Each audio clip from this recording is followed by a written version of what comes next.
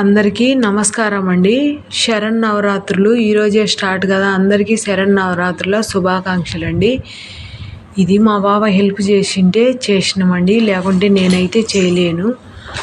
ఒక కప్పు గోధుమ పిండి తీసుకొని స్టఫ్డ్ స్వీట్ చపాతీలు అండి ఇవి.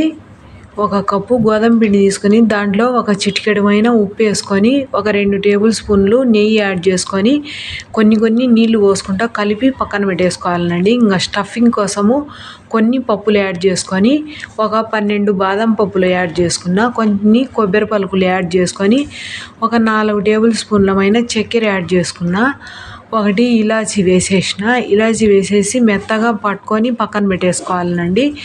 ఇంకా కప్పు గోధుమ పిండి కదా, ఒక హాఫ్ కప్పు చక్కెర గిన్నెలో వేసేసుకొని హాఫ్ కప్పే నీళ్ళు యాడ్ చేసుకొని షుగర్ సిరప్ రెడీ చేసుకోవాలండి. దీనికి పాకం ఏం అవసరం లేదండి. ఇలా ఉడికేంత వరకు ఉన్నించుకొని ఇంకా దించి ఇది కూడా పక్కన పెట్టేసుకోవాలండి. మా వీడియో నచ్చితే ఒక లైక్ చేసి మా ఛానల్ను సబ్స్క్రైబ్ చేసుకోండి. మీ ఫ్రెండ్స్కి అట్లా షేర్ చేయండి. చూడండి, ఇలా ఉడికితే కనుక సరిపోతుందండి. ఇలా ఉడికేటప్పుడు ఇంకా దీన్ని దించేసుకొని ఇంకా పక్కన పెట్టేసుకోవాలా.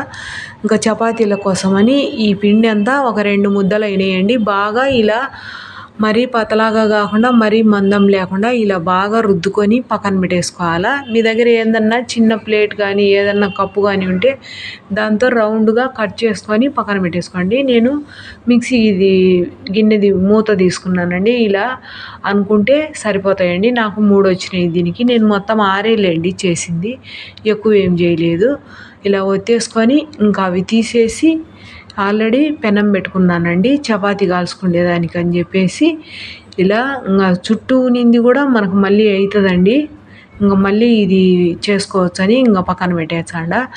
ఇవి తీసేసి ఒక్కొక్కటి రెండైనా వేసుకోవచ్చు, 3 అయినా వేసుకోవచ్చు. ఇలా వేసుకొని కాల్చుకోవాలండి. కాల్చేటప్పుడు కూడా నెయ్యి ఉంటే బాగుంటాయండి ఇవి. ఇలా నెయ్యితో కాల్చుకుంటే బాగా నోట్లో వేసుకుంటే మెత్తగా కరిగిపోతాయి. నేనైతే నెయ్యి వేసుకున్నా. మీ దగ్గర నెయ్యి లేకపోతే నూనె అయినా వేసుకొని కాల్చుకోండి. మరీ ఎక్కువ కాకుండా దోరగా కాల్చుకొని బాగా మీడియం ఫ్లేమ్ పెట్టుకోండి. మాడిపోకుండా బాగా వచ్చాయి చపాతీలు అనేటివి. 2 అయినా వేసుకొని కాల్చుకోవచ్చు మీకు తిప్పే ఓపికను బట్టి. ఇలాగే నేను 6 కాల్చిందండి. 6 కాల్చేసి ఇంకా ఇవి పక్కన పెట్టేసుకున్నాను నేను. ఇంకా మళ్ళీ దాంట్లో నేను 2 వేసి కాల్చిందండి. కాల్చిన తర్వాత ఇవి ఒక ప్లేట్లో వేసేసి పక్కన పెట్టేసిన.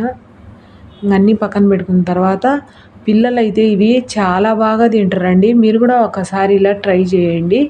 మా వీడియో అంతా చూసిన తర్వాత మా స్వీట్ చపాతీలు ఎలా ఉన్నాయో కామెంట్ పెట్టేసేయండి.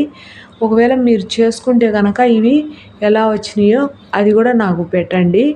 నేను కూడా వేరే వాళ్ళ ఎక్కడనో చూసి చేసినానండి. అయితే నాకు చాలా బాగా వచ్చినాయి.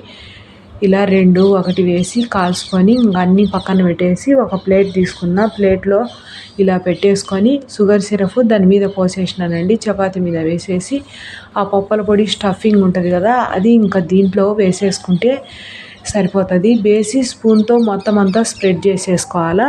స్ప్రెడ్ చేసేసి అది ఇంకా కిందికి రాలిపోదు, ఏం రాలిపోదండి. కింద జ్యూసీగా ఉంటుంది కదా షుగర్ సిరప్ అనేది, అందువల్ల ఇది అంటుకొని పోతుంది దానికి.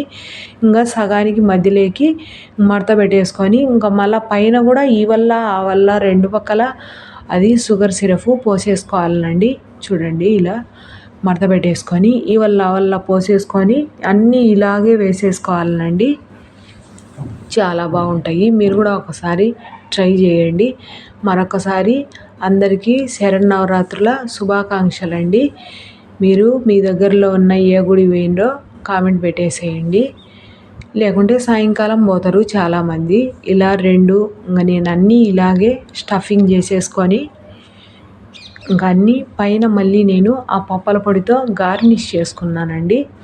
అన్నీ పెట్టేసిన తర్వాత కొంచెం సేపు మనం ఒక 5 మినిట్స్ అట్లా వదిలేస్తే కనుక ఇదంతా బాగా మెత్తగా జ్యూసీగా అయిపోతుంది. చాలా బాగుంటాయి టేస్ట్కు. మీరు కూడా ఒకసారి ట్రై చేయండి. అందరికీ చూడండి, ఇలా పెట్టేసుకొని నేను ఇంకా పైన పప్పుల పొడితో గార్నిష్ చేసుకున్నా. మీరు కూడా ఒకసారి ఇలా ట్రై చేయండి. అందరికీ బై.